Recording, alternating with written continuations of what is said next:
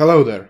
In this video I want to analyze the game I played yesterday in Lichess4545 online league. It was round 3 and maybe you can notice that there is no round 2 video. Well, this is because I just forgot there was some misunderstanding.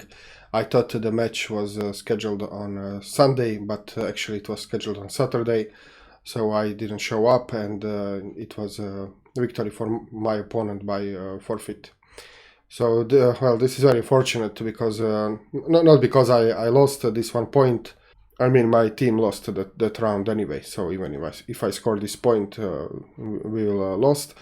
But because this is my chance to practice long chess and to analyze the games, to learn from my games. So I was very sad to miss this opportunity, but well, I guess that happens. Okay, so this game, like I said, it was played yesterday. I was white. You can see that my opponent was a little bit lower rated than me. And okay, let's go to the game. So I played e4, and my opponent went with Caro-Kann c6. Now, just a few words about Caro-Kann. Well, the reputation of this opening is that it is a quiet opening for black. It is supposed to be a solid opening with good position. It usually ends up in close positions and with lots of piece maneuvering, positional play, and so on. So people who play Caro-Kann usually want to have a quiet opening, and they're hoping for some kind of positional game. And well, I have a different approach. So my repertoire against Caro-Kann is to play open games, to try to open game and make tactical opportunities early on. And well, I know for experience that they don't really like that. As for the theory, well, you know, if you watch my videos, I don't believe in opening preparations and learning many variations in the opening. So I know on Caro-Kann I know 4 main lines, and those lines go some 8 to 10 moves deep. So if you remember, at the last game I was facing French, I knew 5 variations. In Caro-Kann I know even less, so I know only 4 variations, and just some basic ideas how do I want to play the game. Okay, so my theory goes d4 here, d5, and now here I take on d5. So like I said, I want to open the game very early. He plays c takes d5, so this is all theory, and now I play c4. This is not the main line, this is not the move which is most often played in this position, but this house suits my style. And also I was recommended this book starting out, 1e4. I will put a link down there in the description box so you can check this out. And in this book they also suggested this kind of approach, and I like that approach. And here on move 4, my opponent went out of the book, I mean out of my preparation book. It's a legitimate move, but I am not prepared for this move. So he played d takes c4. So usually in this position people, well, just develop knight on f6 or sometimes on c6, and this is how the game goes. But okay, my opponent decided to take on c4, and now I am out of the book, and well, I have to rely on my general principles and play chess the best I can. So of course I took the pawn, no question about it, developing my bishop. And now he played a bit surprising move, queen c7, attacking my bishop. And okay, I guess it's a move as good as any. It develops a piece, and with a threat, with an attack. But okay, my intuition would be to try to continue normal development, but okay. And now I was thinking what to do. So my bishop is attacked, and like I said, I'm now relying on my general opening principles because I don't know any theory here. So what to do? Okay, I can retreat my bishop, but in that case I move the same piece twice, and this is not good. I can defend my bishop with my pawn, but in that case, first of all, I make a pawn move in the opening, which I would like to avoid. And the second thing, this bishop is very good on this diagonal. And if I play b3 here, then in the case of harassment, this bishop cannot retreat. so it will have to move this diagonal, and I don't want my bishop to leave this diagonal. So what are other options?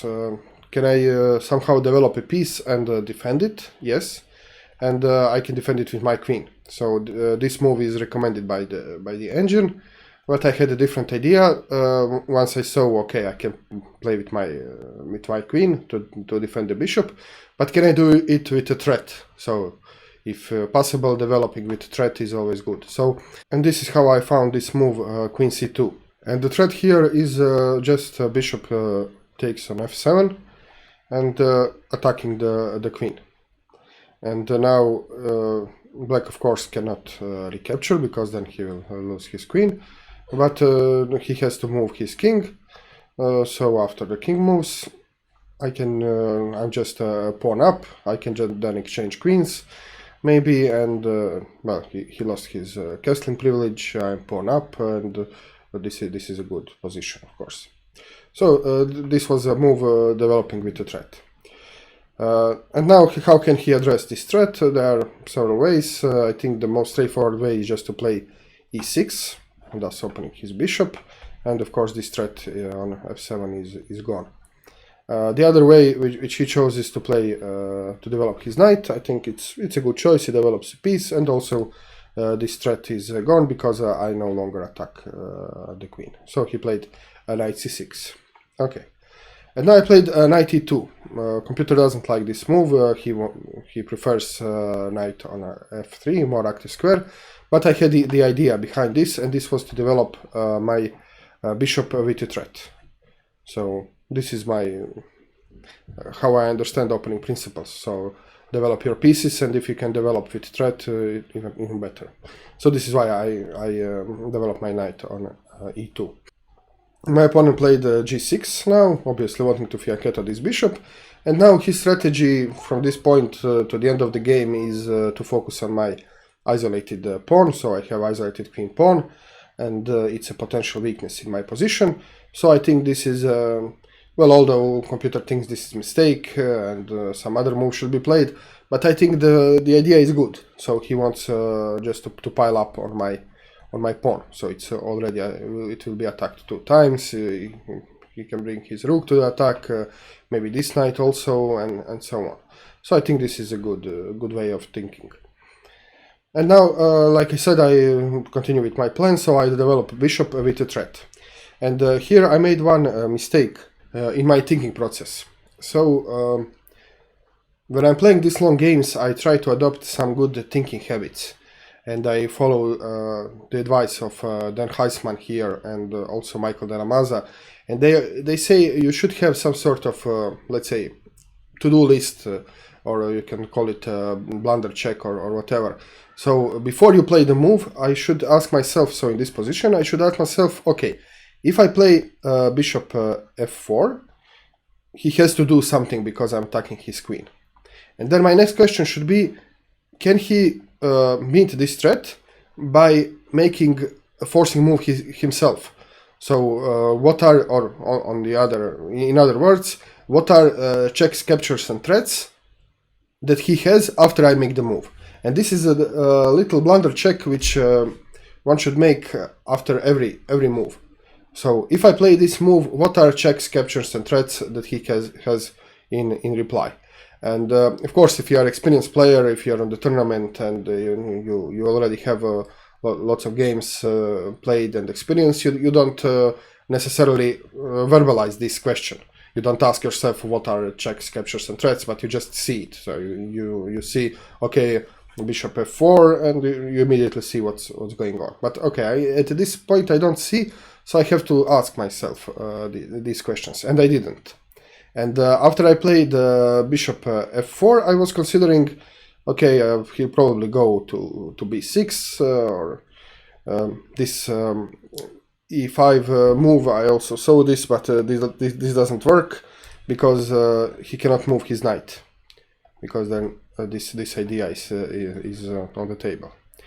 So actually this pawn has only one efficient defender and 2 attackers, so it's not an option.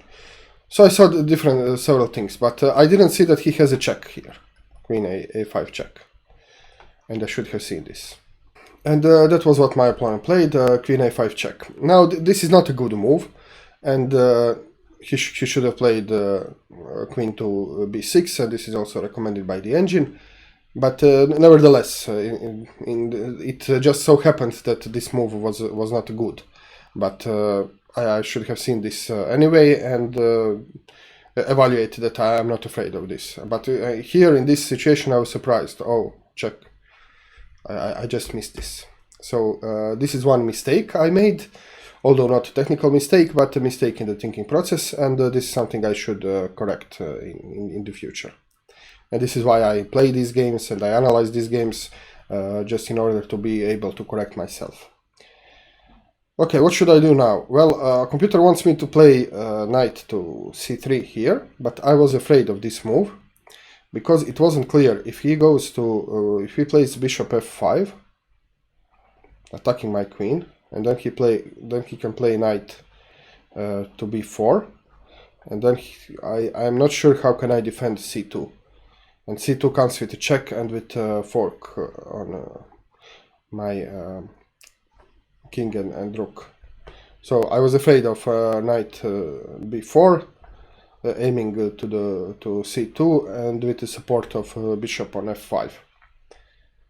So I was not, although the computer says it's well, it's everything is okay. So if I played this. Well, in case that he plays bishop f5,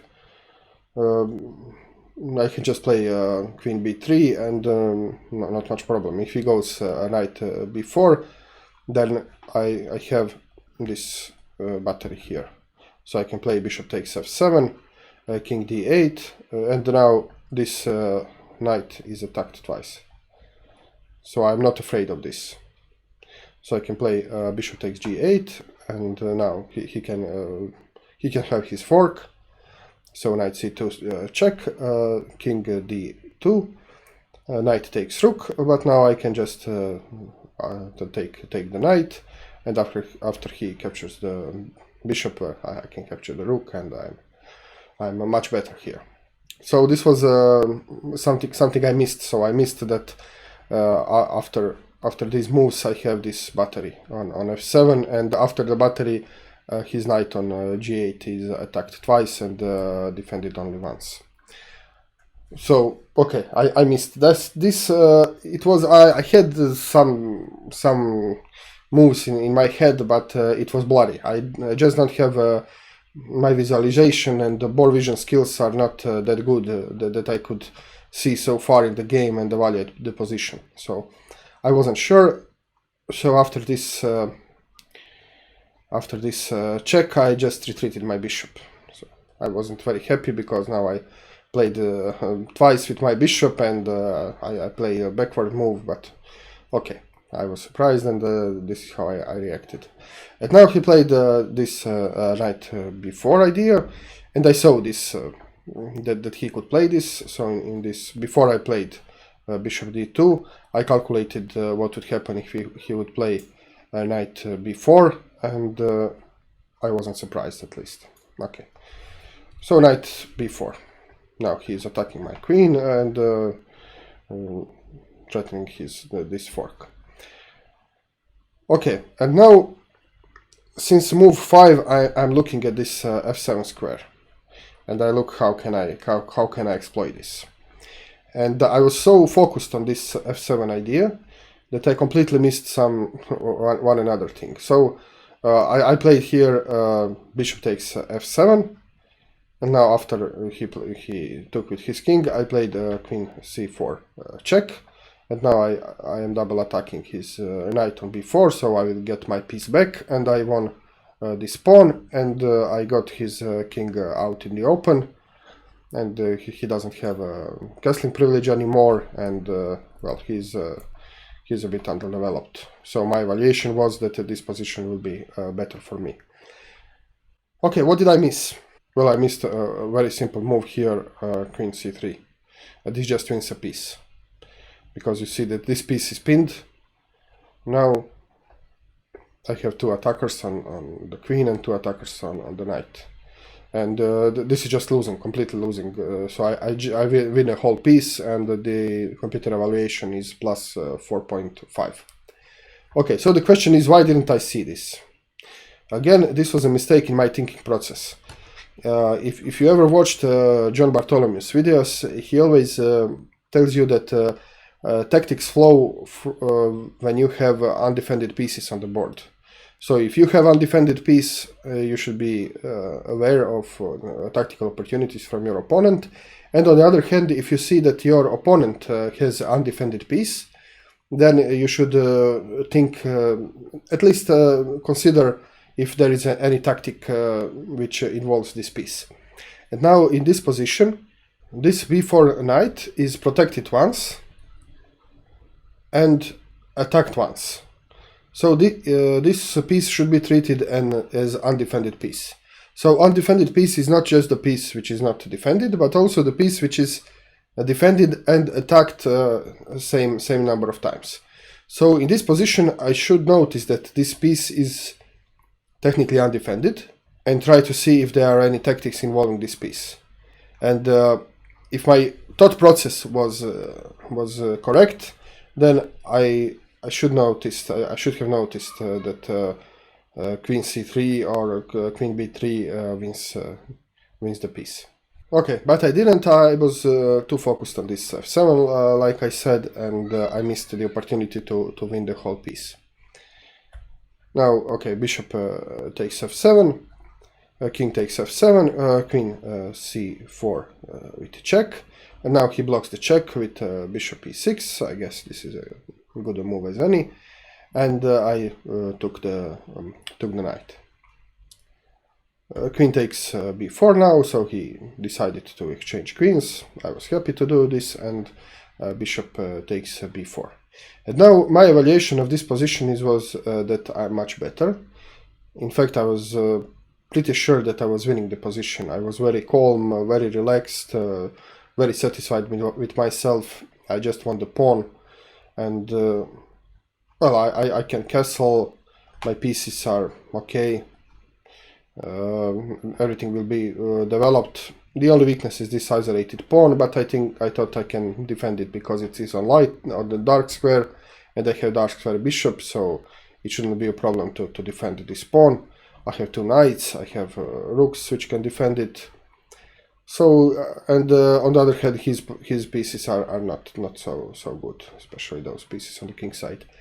So I was happy with myself, but when I turned on the engine, it says it's equal, so 0.0 or plus 0.1, but okay, it's equal. So I was thinking, why is this equal? Well, because it's the end game, and his king is more closer to the center, and you can see that his king has only two moves to come in front of my isolated pawn, attacking the pawn and also blocking its advancement.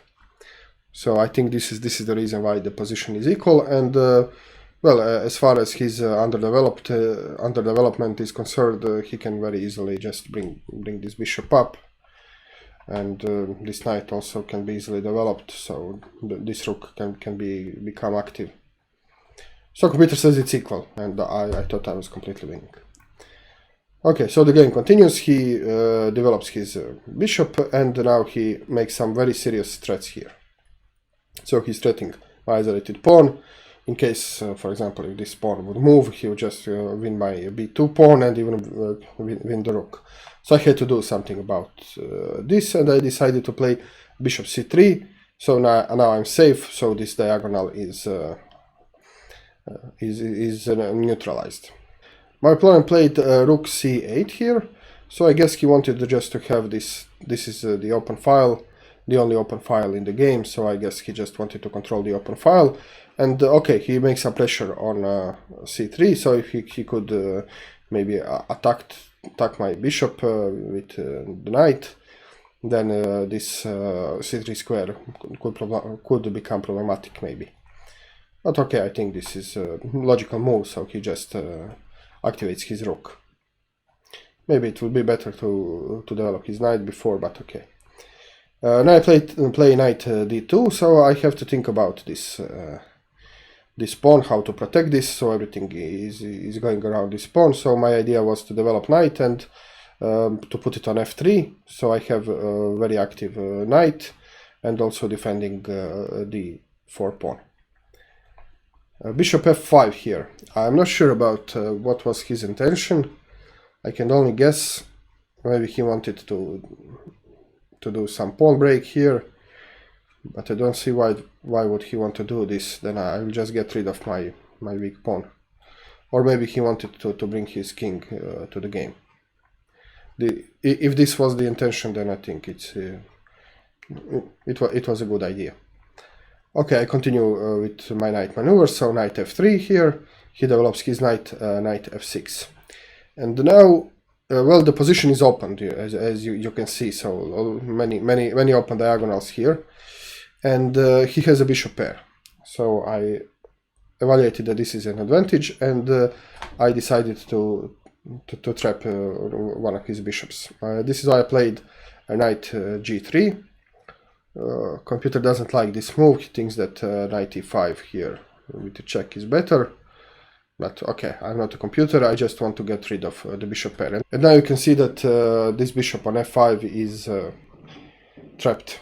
It cannot move anywhere. So if it goes, for example, on g4, then I can just play knight e5 check, forking bishop and the king. So if he moves, for example, on d7, again I have the fork. If he moves on d3, again I have the fork. If he doesn't move, then I can just capture. So I was happy to trap his bishop. Rook h to e8 now. Again, I'm not very sure about this move. He probably wanted to advance his pawn. And in some variations this pawn can become a target, because this pawn is also isolated, so maybe he just wanted to be sure that this pawn is not weak. And now I grab the bishop like I wanted to, g takes f4, and now knight g5 check. So you can see that this knight is very active, and I decided to go for this bishop now. So knight g5 check, king to g6, and now knight e6, aiming for this bishop.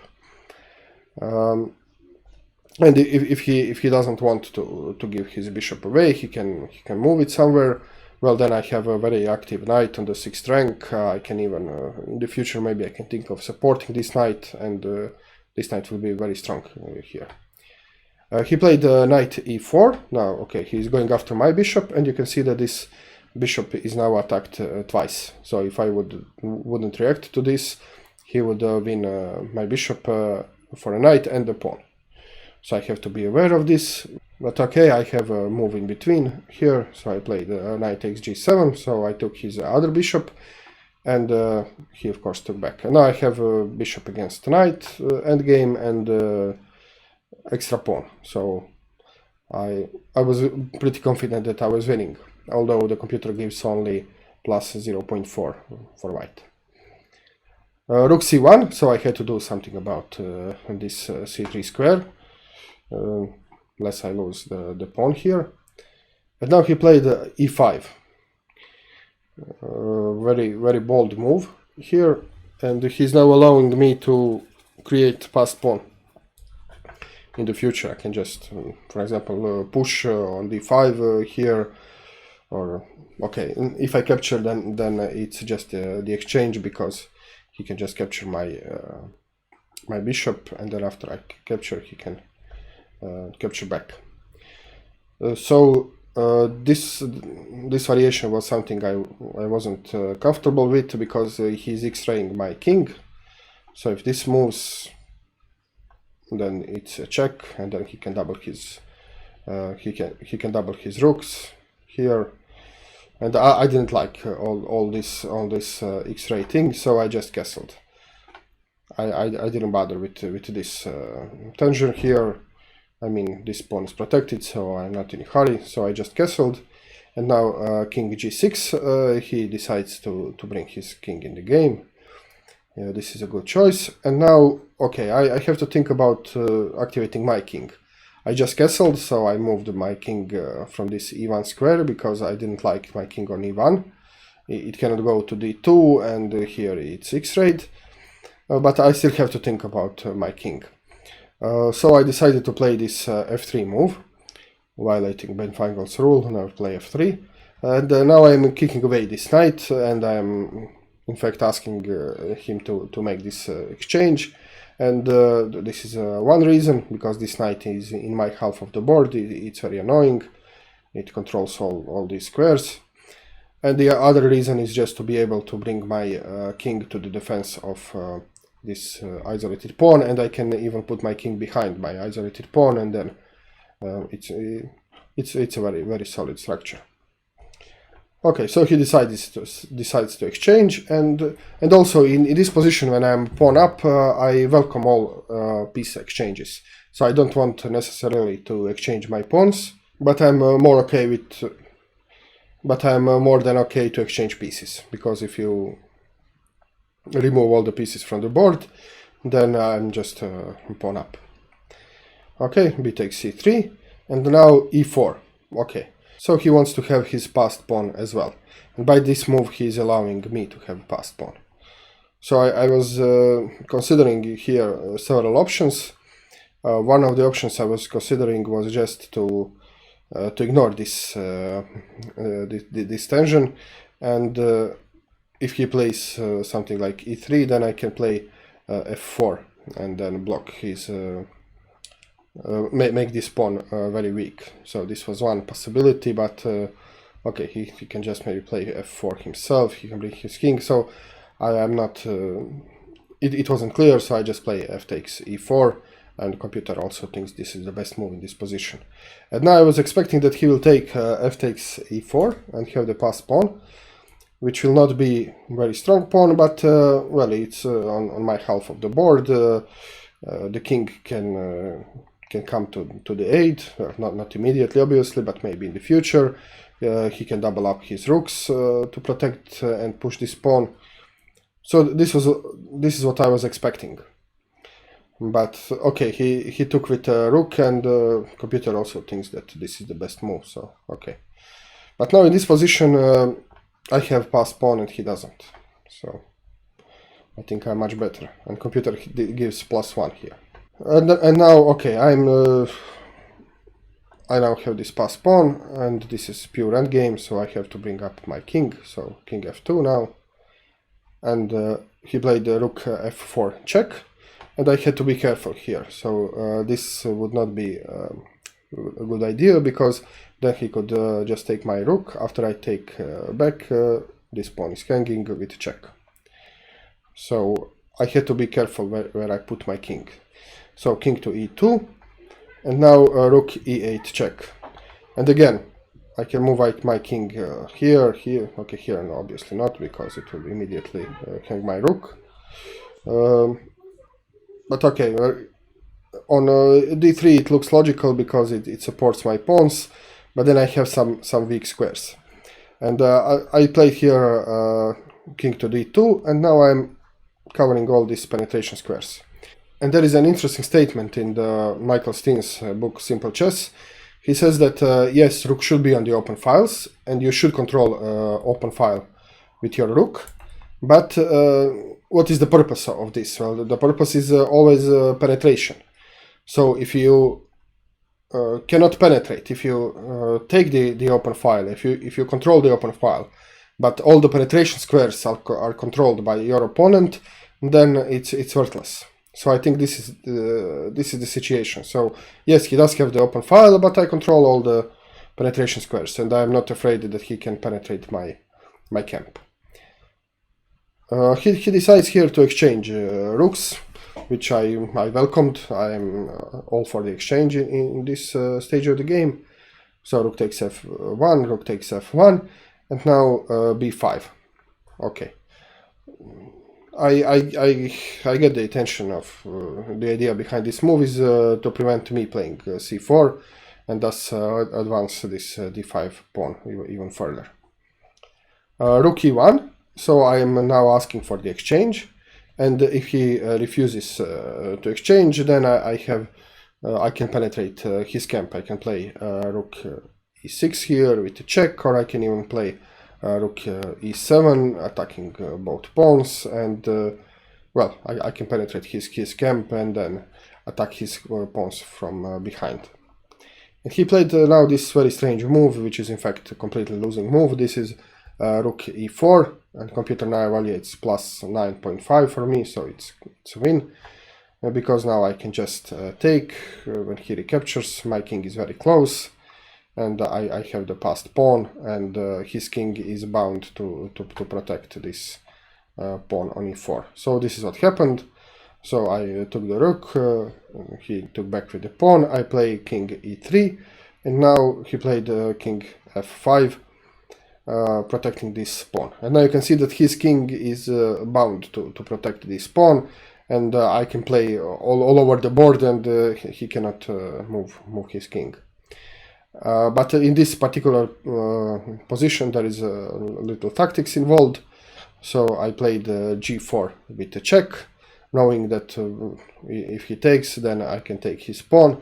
And not only did we exchange pawns, but I have the opposition, and I can push my pawn, and he has no way to stop it. And this is what happened. So he took on g4, I took on e4, and now you can see that I have the opposition. So he tried to somehow to penetrate on the other side, but with the opposition this is impossible. So he just played, and here he resigned, because now my pawn can just promote, and there is no way he can stop this. Okay, so this is the game. Well, I personally felt like I was winning basically from the beginning. I didn't find this very hard. I wasn't nervous. I was very calm. At least I felt that I had everything under control. But still, there are two mistakes I made, principal mistakes. I didn't consider all the opponent's checks on the move when he played this queen e5 check, and also I missed this great opportunity to win the piece. Okay, so here, so I missed this check. This was the first mistake I made, and the second mistake was this. So in this position, I didn't notice that he has a technically undefended piece, because it was defended once and attacked once, and I didn't look for tactics focused on this piece. Instead, I was focusing on this f7 idea. As for the improvement, I see two things I can improve, and I'll try to implement this in the next games. Okay, thank you very much for watching. I hope you liked this video. If you did, please click the like button, subscribe, leave your comment below, and well, I'll see you very soon. Cheers.